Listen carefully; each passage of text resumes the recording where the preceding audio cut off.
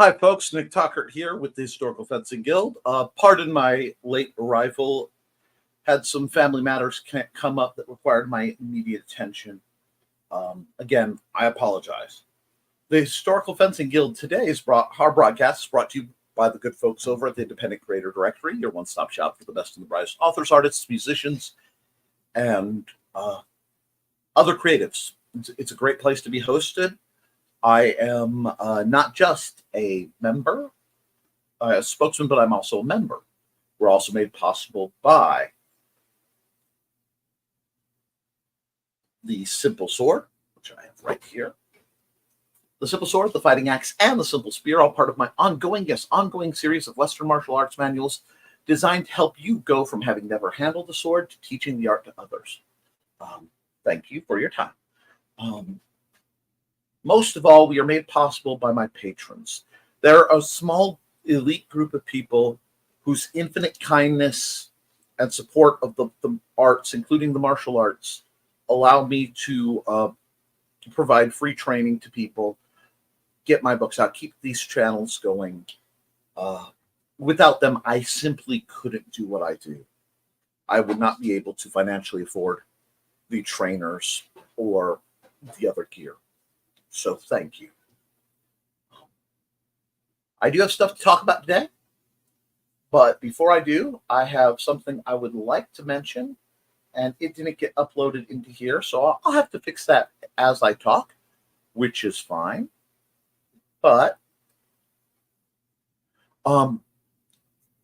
as you know, I am, amongst other things, a game designer, and I will be running a independent gaming convention in Fowler, Indiana, in a little more than a month, called StompCon. StompCon is free to the public. It is a free-to-public indie tabletop gaming convention, September 7th, 2024, 10 a.m. till 10 p.m. at the Benton County Co-op Extension at 410 South Aid Way, Fowler, Indiana, 47944. And while it will be focused on tactics gaming and RPGs, and primarily the games I've created being Big Stompy Robots in several versions, Melee, and some of my RPG work that I will be talking about, hopefully having more, including some perhaps early reveals of that. I will have all my books there, and it's a great place to talk about weapons and tactics and training as we do, because it is necessary to do that. And I'm sorry, guys, I'm a little scattered. I did have several incidents, and as you can see, I'm back in the brace. It should be mellowed back out in a few days, but due to an incident, my arm bone's dislocated again, turned my right hand off, tried to swell up my elbow. It will be fine. It's just a natural part of being unnatural. So I am in a good amount of pain, and that does slightly distract me.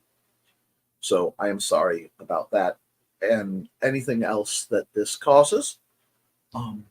But beyond that, we have a lot going on. Let me get that link down. Sorry. And put this back going. But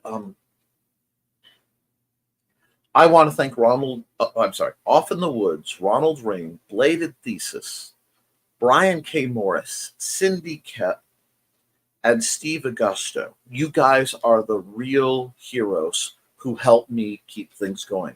I also want to thank folks like Silver Ogre and a few others who formerly subscribed as patrons and were able to help me during different points. Even though you can't right now, I truly appreciate what you did for me. All right? Now, I'm going to cruise the comments real quickly, and then we're going to get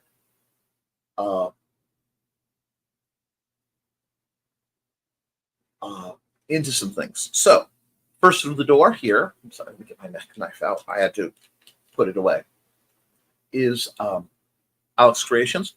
Good evening, Alec. So I disappeared this morning, had fell asleep, was exhausted. I fully understand that. We all need sleep. then you needed that sleep. Yeah, you needed it. No need to apologize. And hello, Foxy and Thesis, and Kitty as well. And yeah, StompCon's going to be great. I was wondering if you are all right. You sound a little upset, and I'll get into that. I was not. I was going to ask about the brace. Nick, don't apologize for that. Oh, rest up, my brother. And pain is not your friend. Rest yourself. Yes, you need to rest. Alrighty. So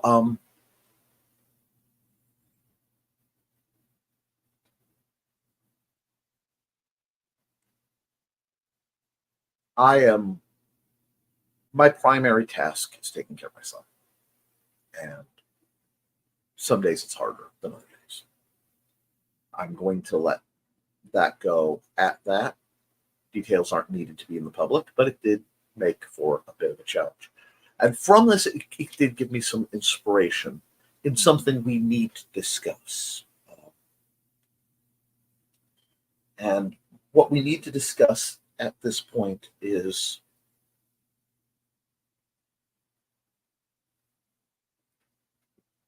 how do we deal with the emotions we might feel when we are sparring, when we are on the battlefield, when it is happening? Either. Okay, sorry. Either in a sparring situation, which I would hope would be where you're having your physical altercations, or the much less genial but very important when you're in a actual physical situation. It is important to contain and understand your emotions, because if you are fighting your emotions, that is another opponent. So, as a rule, I do not let my students fight angry. I don't let them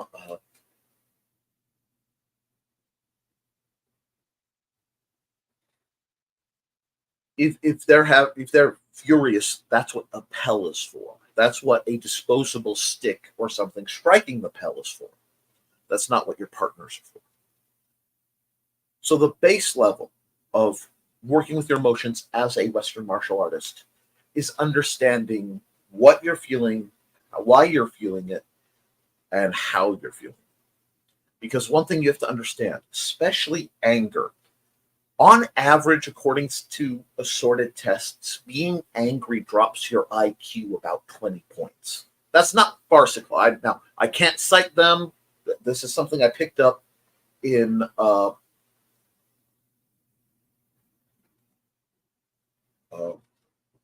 my assorted psychology studies back at Purdue, North Central, before it became P&W. But it is a necessity to feel it, realize it's there, realize it's made you dumber, which means you have to be more in control.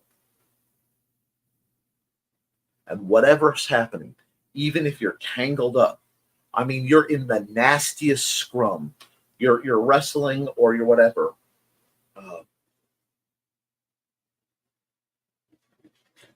It has to be understood. Now, Thesis is making a good point, and pardon me if my clicks aren't as fast. It's been a while since I've had to operate my mouse with a brace on. Anger is a crutch, doesn't empower you. It dulls your senses till all you can feel is rage. That's if you succumb to it. If you give yourself over to anger, that's what you get. And that's why I have sticks in the backyard of the pool. Yes, and we're gonna work on that situation too, Alec. Might be a bit, but I am working on it.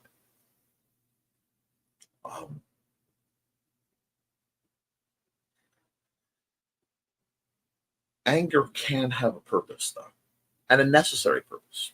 especially for people like myself. I am an exceptionally tolerant and forgiving person. At times, literally to a fault. I have allowed myself to endure mistreatment from people I cared about, people I didn't care about, from situations, because I was trained to do that. It was, just something that one learns. And I can't, sometimes to get to the place where you have to do what you have to do, you have to feel that spark of anger. Feel it come on. But the trick is you're not letting it control you, and you're not tamping it down. It comes, you feel it rise up, and you may rise up with it, and then you let it go as you're processing, is it appropriate? You can't suppress the emotions. Hashtag fueled by spite. Yeah. There's a difference between righteous anger and blind rage. Now, hopefully, man, Frog G, I hope you're doing well. Hopefully you are out here doing what you love, and you aren't going to, you should not, nothing that's happening while you are sparring with your friends, while you are learning this, should make you that angry. So I recommend, for the safety of others, you call a hold. I am sorry. I am angry right now. I am stopping the fight. If I have to forfeit the tourney, whatever, that's fine. I am leaving the field for everyone's safety. And if they can't process that, they're not respecting your boundaries. There should be no shame in that. Just like there's no shame in saying, I'm too goofy, I got to straighten my head out. I'm having too much fun, and I'm not thinking smart. Just give me a second. Or I am too sad, and my mind isn't on the fight. You need to be aware of your body and your mind, which means you need to feel things and feel what it feels like to feel things. That's why Alex Pohl, the idea of a Pell, is so good, because you can express that anger safely. And while you're doing it, you're getting the practice feeling what it means to be that angry. Because one thing that happens, under no circumstances should your emotional state affect your calibration. So if you are fighting in a sparring match, even in a real bat fight, your emotions should not dictate your calibration.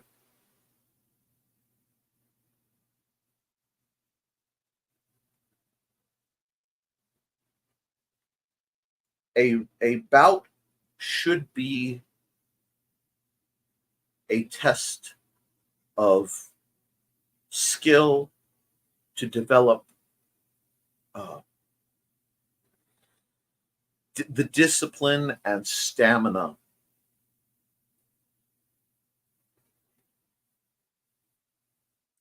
but it's not a tourney. A tourney is, you're giving your absolute best. That's what you're there for. You're not there to learn new skills, although you will. You're not there, I don't want to say not there to have fun, but not there to goof off. You're there to see just how good you can do, because that's the only opponent that matters. Are you doing better than you? And find your weaknesses so that you can address them later. That's what a tourney is for. Glory doesn't matter. Awards don't matter. Knowledge, wisdom, and experience matter. But you learn to control and focus your anger. And this is the side that I work with when I'm oftentimes working with veterans, when I'm working with people who've endured and responded to intense, prolonged physical traumas. What they have to learn is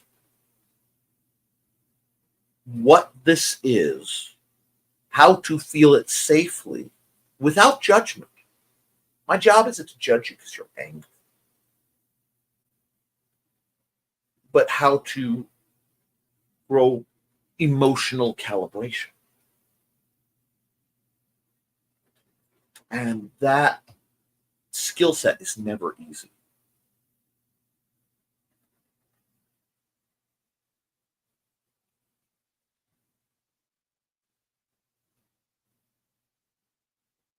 It's never easy. But it's worth it. The other side that has to be discussed for manifesting in a combative situation is fear.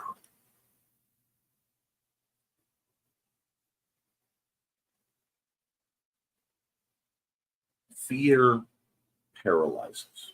In some ways, it makes panic. Alec, I did catch the other comments, but I want to address this. The fact that it is pent up is a big part of the problem. You need to learn to express it safely and vent it, understand what it feels like and what it is doing to you. Because it will eat at you. And if you allow it, it will turn you into a very different person. I know intimately what it's like to be almost, I know what it's like to be consumed. I know what it's like to let it take over. I'm not proud of that. And I have seen the aftermath. And anyone who's proud of flying into a red rage and doing harm to threats is not someone you want to encounter. What you want to do when you are growing as a person is you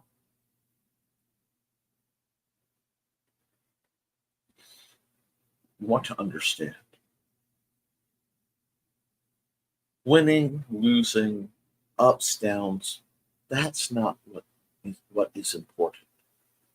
Gaining understanding of yourself and the world around you is.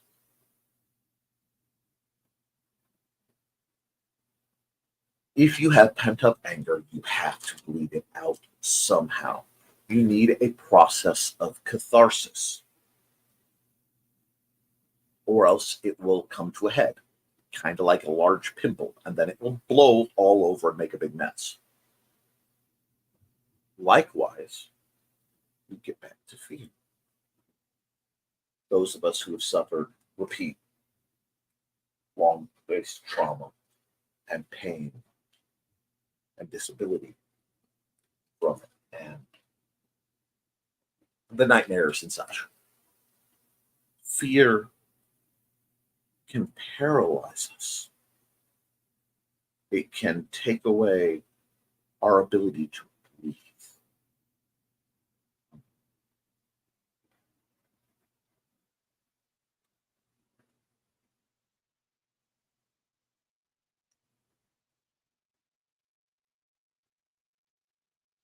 We have to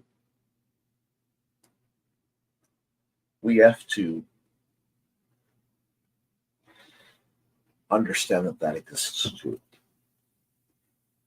And both can kill you, both metaphorically in turning or on the field or in real life. You can't let your emotions, you can't let your anger, you can't let your fear, your sorrow, even when you're grieving, you can't let them fully consume you. Because whenever one emotion consumes you, it's consuming you. eats you up for its own existence. Even joy can do that. That's a hard.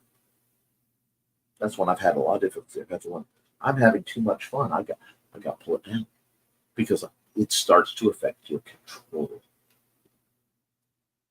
and that's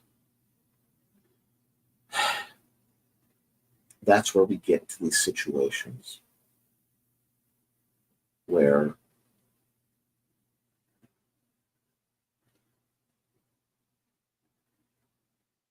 you can't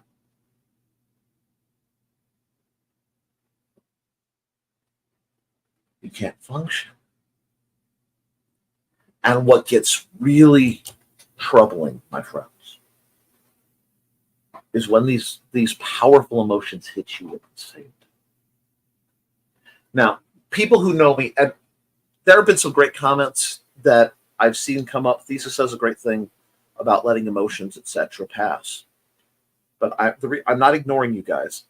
I have to keep the thoughts straight in my head because this is important. It's a little off topic from where we usually go, but it is vitally important.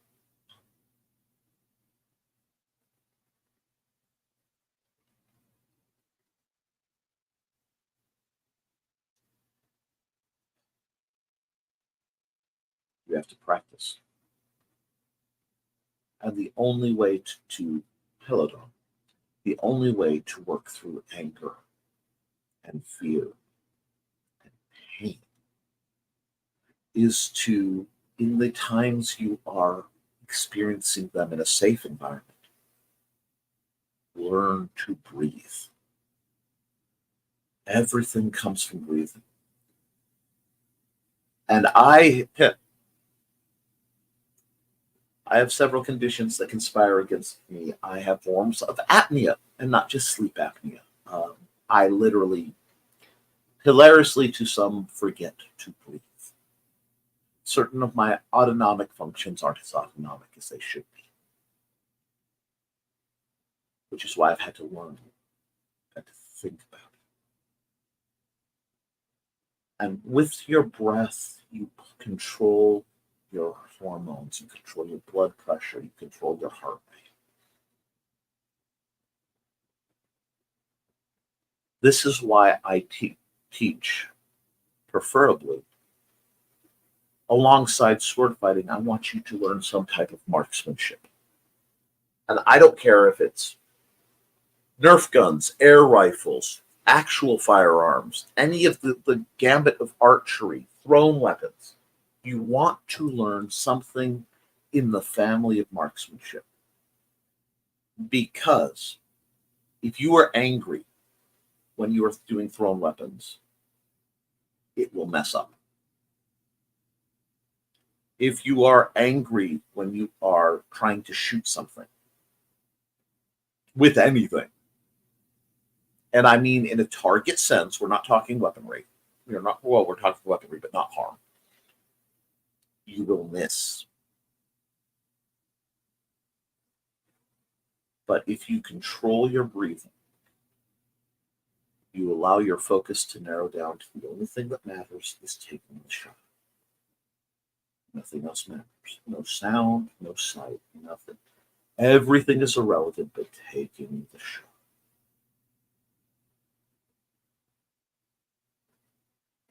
And you just learn. Your mind will clear. And what happens is when you train marksmanship and fencing, by my definition, Western martial arts, swordplay, you will find the accuracy and precision of marksmanship will control the emotion of the rage that can be behind your sword. And the incredible spark,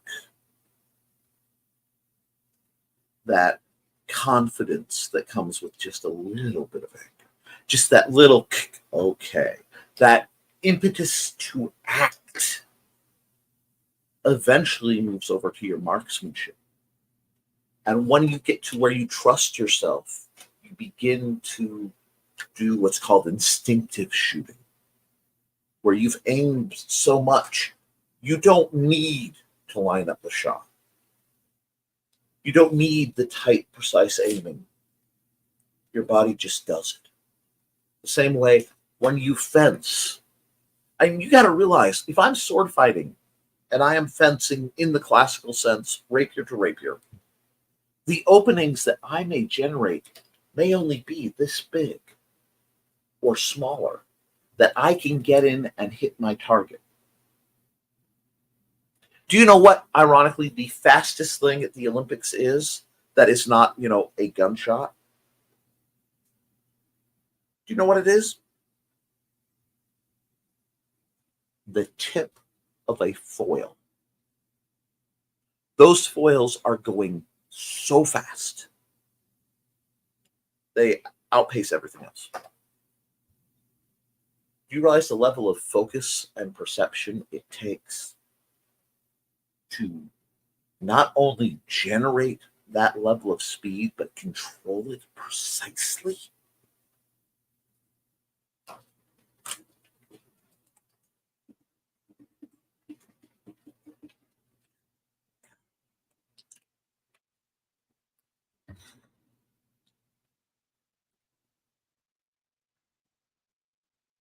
You think they're not scared?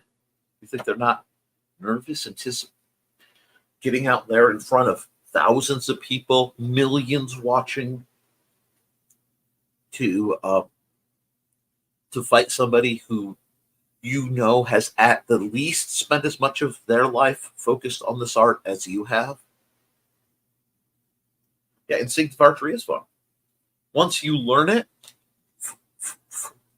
you get to be something else. I'll tell you a story.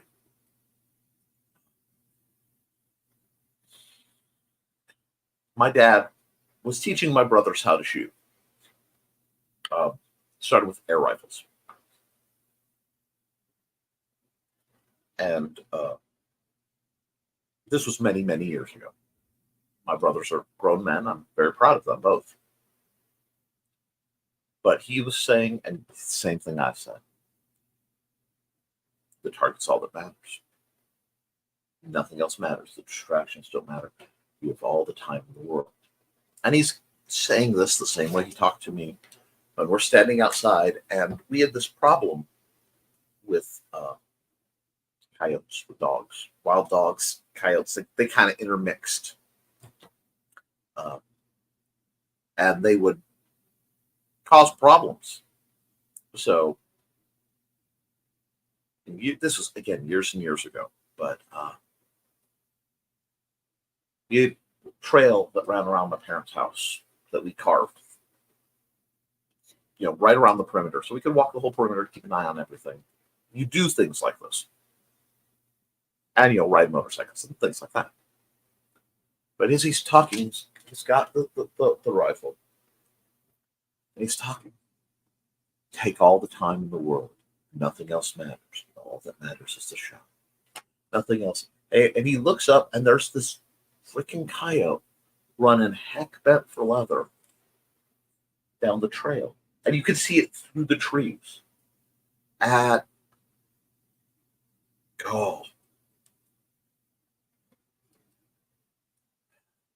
maybe 60 yards, 50, 60 yards. Easy, paced out. Old man's talking. He's got their rifle. All the time in the world. And he looks up, and I see his right eye click for a second while he's scanning. Yeah. Right hand. No, it had to be his left eye, because I think he's right eye dominant anyway. But he's talking. And he goes, dang dogs. And, he just goes, pop, mid-sentence. And there's about a 2 beat before you hear the yelp. So this coyote is running at full speed to do something on our property. And he didn't want to kill them, but he didn't want to distract them, run them off. He didn't like killing things. He doesn't. I mean, my father's still with us, thank God, but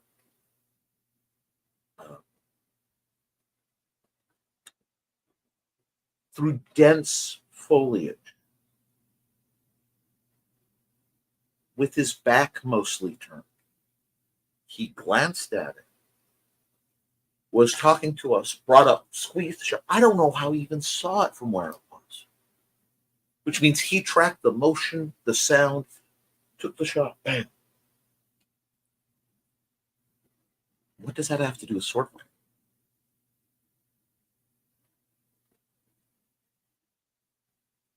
When you've learned a martial art, and I believe marksmanship is absolutely a martial art, and it needs to be respected as such. All of them. It's one of those the Japanese get right. They treat archery like a martial art. They don't treat it like it's separate. The Mongols get it right too, but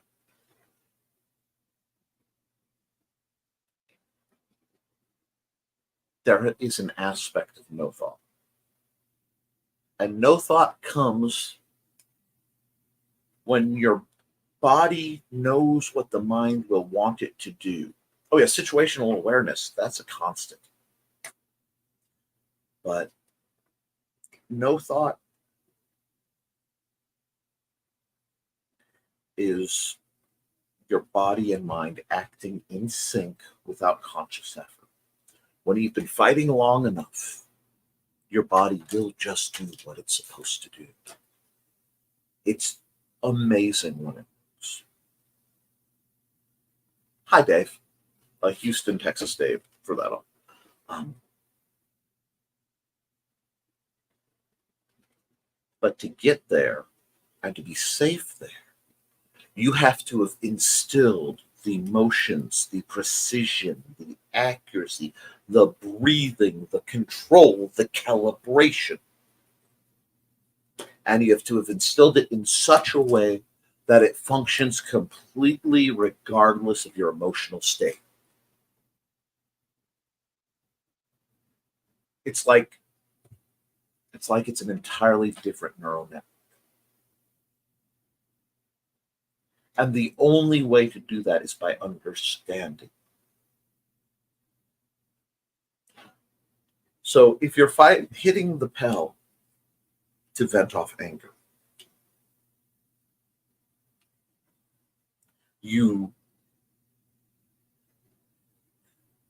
hi Cindy, great to have you. You're hitting the pel to vent off anger. You're going to build up to a kind of a peak. So this is good for you to keep track of. Ow. And then it starts to coast down. In that coast down range, to an extent, and the buildup, you have a chance to understand what you're feeling and how it's making your body work, what it's doing to your body, what it's doing to what you're doing. This is a lot of metacognition. This is thinking about thinking. This is a deep road, folks. We aren't playing around right now with the kind of concepts that I normally talk about, stances and guards and weapons. We are talking about the fine-tuning of the human body to achieve certain outcomes. This skill set and this approach transcends martial arts. It covers all the arts.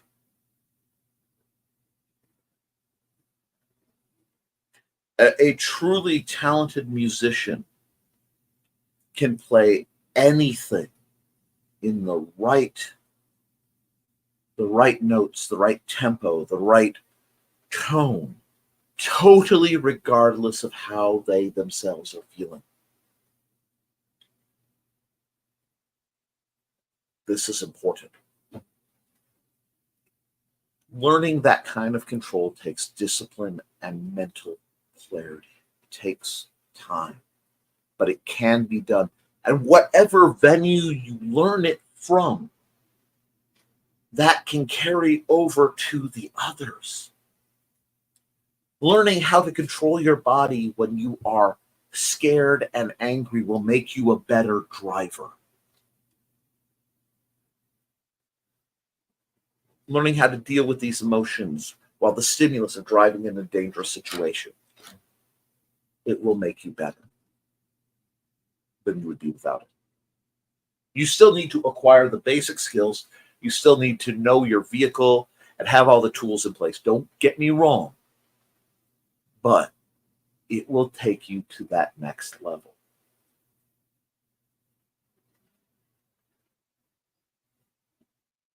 The best in the world. Yep. Train the mind. Yep. Train the mind, train the body, Ruskin. Yes.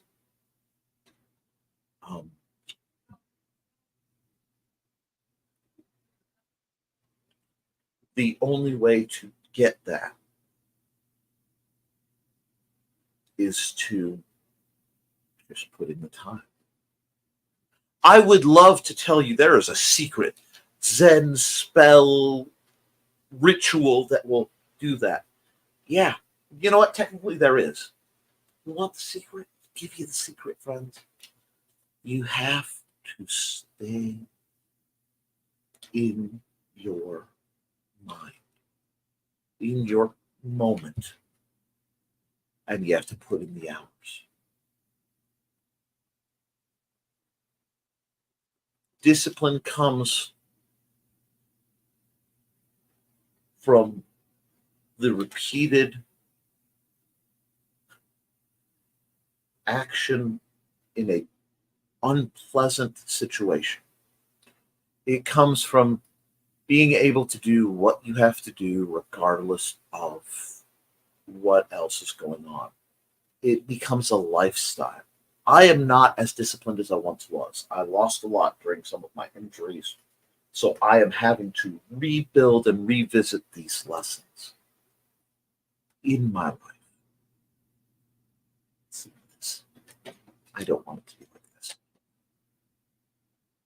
A part of that discipline is the importance of maintaining rest. The part of the discipline is knowing when it's time to get up from the rest. Forcing yourself to hydrate when you don't want to eat when you need to. Now, it's also about paying attention to your body. And as you can hear, unfortunately, my voice is starting to go out. So I will be careful with this, but I may not be able to go for the whole show I normally do. That's because my voice has been trained as a tool, and it has been a long time, actually, since I've had to implement it as such. So I can blow my voice out fairly easily these days.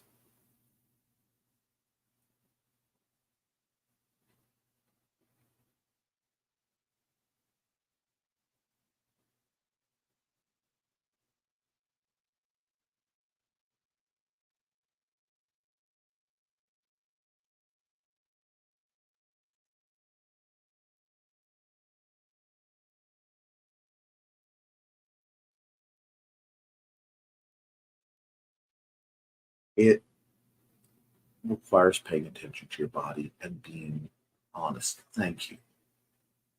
With yourself, with your capabilities, and with what you yourself require. Situational awareness is not just external. So please, when you're dealing with your emotions, when you're dealing with your situation, breathe through it and listen to your body. Listen to your heart, listen to your mind, listen to what's coming on. But